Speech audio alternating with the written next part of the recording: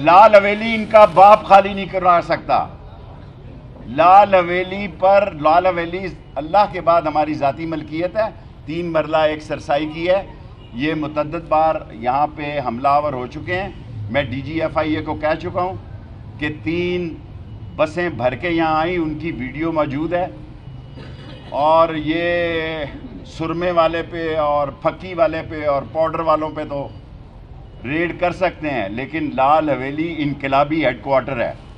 ये जिएगा और मरेगा। रावलपिंडी में ऐसी आगे भी हमारी गली में 6 नवंबर 1968 को भी शहीद आए, फिर 9 नवंबर को भी। 6 नवंबर के बाद मेरी तारीख पैदाइश है इसलिए मुझे ज़्यादा मुंह पे आती है। फिर 9 नवंबर को भी शहीद आए, और फिर अनवारी और शादा भाई और जावेद, ये भी 3 शहीद जो है मेरे साथ हमले में शहीद हुए।